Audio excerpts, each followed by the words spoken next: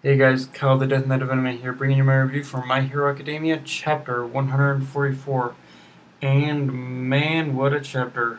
The one thing to take note of this chapter is just like the last one, there's actually a lot of parallels I was able to draw between a lot of parallels and differences, I guess, between how Izuku was in the beginning, and how Eijiro was, because in this chapter we see that just like how Izuku grew up idolizing All Might, we see that Kirishima, he grew up idolizing it was Crimson Riot, just like Izuku was idolizing All Might.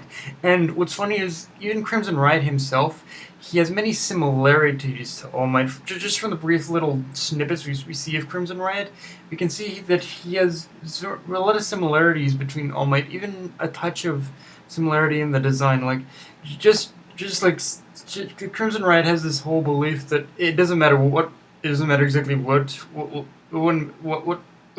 exactly whatever the quirk is, any quirk can be used in order to do heroic deeds.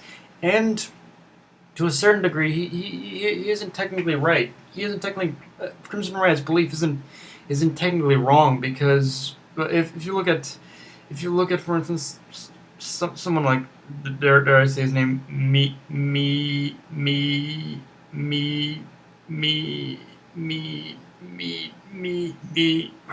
Mineta, for instance.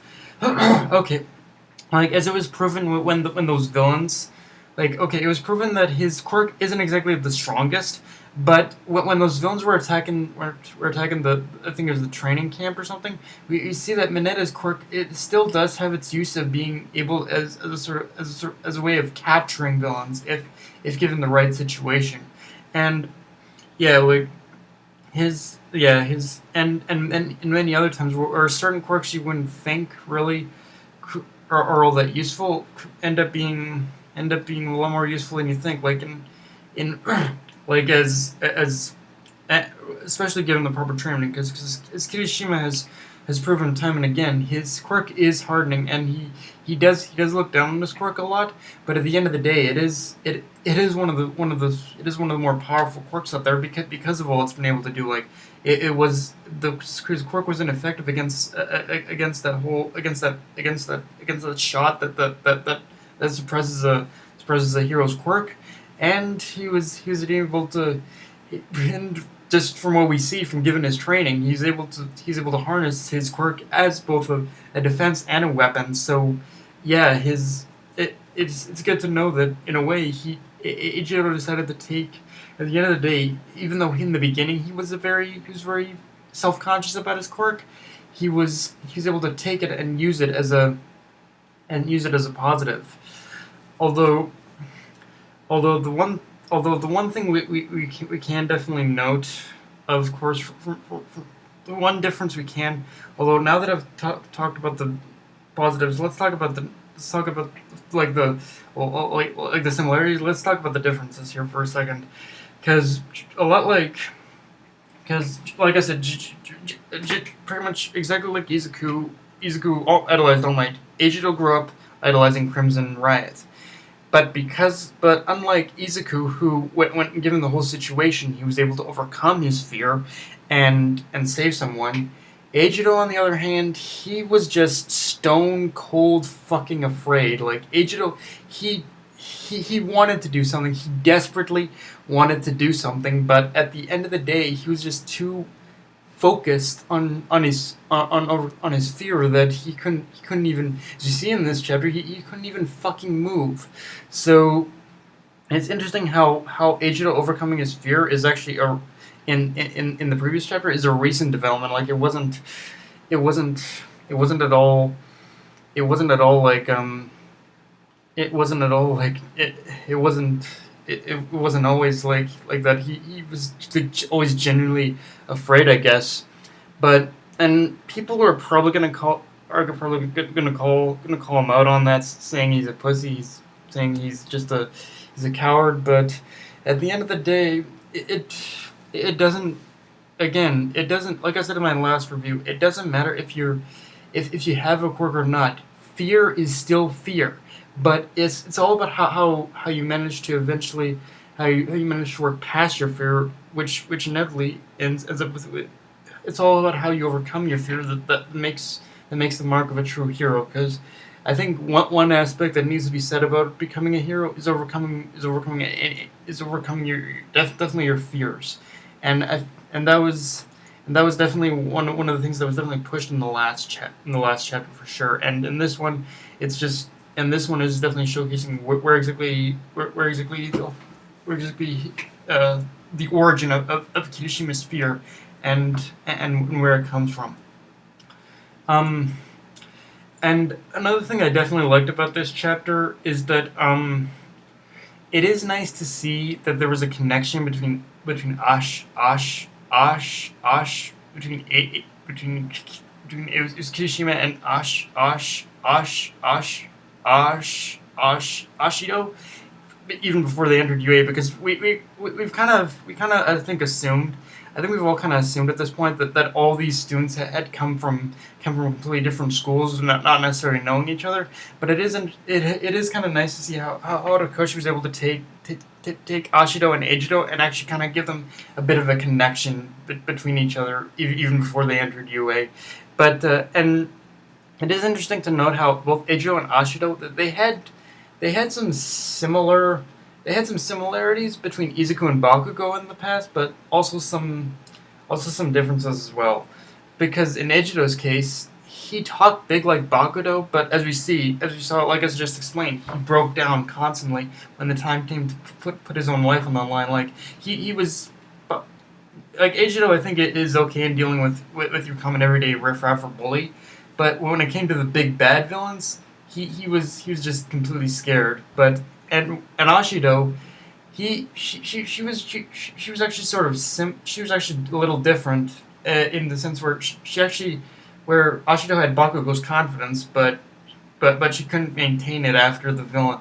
But she has trouble maintaining it. Ashido is able to maintain the confidence of Bakugo, and but like Izuku, she pretty much inevitably breaks down after the threat is dealt with. So, yeah, it is interesting to see how these two people have a lot of similarities between the two of them, between our two main heroes, but a lot of differences too. And but yeah, and just like another thing about Crimson Riot's philosophy about how it doesn't matter about the quirk, anyone can do heroic deeds. I feel that's something that was definitely pushed in this chapter of how that could pretty much apply to anyone, anyone at all. Um, anyone at all. Like if it doesn't matter if you're if you're a hero, like a true superhero, a policeman, a firefighter, like any Crimson Riot's philosophy, it can apply to everyday heroes as well as superheroes in general. Like it is a philosophy that I think we can take away from pretty much any situation. Like as long as you have the heart for it, as long as you have the heart, you don't need superpowers in order to be a hero. And but yeah, because you are because just it's because it is through your deeds and your actions that defines you as a hero. And it is funny to kind of think of in a way that this whole golden age of heroes, it really was the whole. And actually, one of Eijiro's friends has a great line about how it was Ashido who represented the current state of heroism compared to how it was before. And it is interesting to note that if you think about it, this whole golden age of heroes that's been constantly talked about, it really did kind of end with All Might and Crimson Riot and all these other heroes that have appeared that have appeared in the past. Whereas every hero that's appeared after them has pretty much only cared about the entertainment value, about the public appearance thing, about all these little minor things that heroes shouldn't really even be focused on. Like it is fascinating to think that really like it's building up how Stain's whole mentality of everyone he kills aren't true heroes. He's he's like it was already established just in the Stain arc, but he isn't wrong anymore. Like when you really look at the kind of heroes that are appearing, like now compared to that, like excluding the UA students, because I feel that the UA students themselves are actually a new and better wave of heroism when you get down to it, because they're actually learning about heroism with each new threat that comes their way. But I feel that the in between point between the golden age of heroes and the heroes and the current generation are new our protagonist heroes. I feel that middle ground was definitely the worst, a worst generation of heroes. Honestly, like again, I keep and Endeavor and Mount Lady. Those two I'm always gonna go to in terms of those two I'm always gonna go to in terms of like the worst kinds of heroes, because in Endeavor's case, all he cares about again is was of course was trying to be better than All Might. Now, I will argue that maybe he did get a little, and maybe after having discovered All Might's little secret, and after All Might losing his power, maybe he is undergoing a change we just haven't seen yet. So I'm willing to give him that. But in the past, Endeavor was always about I want to be better than All Might. He was never about I want to save people. So, and Mount Lady, with her, I think it was just all about the appearance and entertainment. Though, like she pretty much only did it in order to amuse herself and in order to abuse her status as a heroess. We especially actually see this. There's a little point I remember there's a little point actually in the in the sports festival arc where she abuses her power in order to get free food or something like that, and that's like, yeah, lady, you are not a hero. You're just a glory hog. But yeah, guys, this overall this chapter is great. Actually, one thing about this chapter is when you guys are reading it, you're gonna actually see that there's over under 50 pages to this arc, around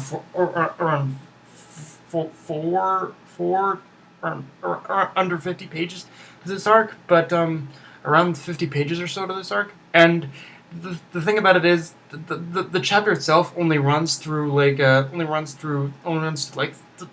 around 13 or 14 pages. The rest is like all Omak stuff. But there is one little thing I would recommend you guys go check out, which is an interview between Horikoshi and